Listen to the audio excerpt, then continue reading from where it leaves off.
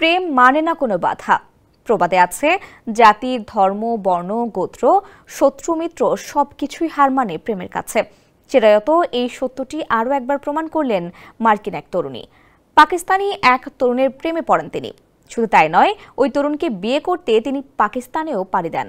ইসলামী নিয়মকানুন ও স্থানীয় রীতি অনুযায়ী তাদের বিয়ে সম্পন্ন হবে। জিও নিউজের এক প্রতিবেদনে জানানো হয়েছে এমনটাই। পাকিস্তানি ওই তরুণের নাম সাজিদ জেব খান। তিনি খাইবার পাখতুনখোয়ার আপারদির জেলার বাসিন্দা।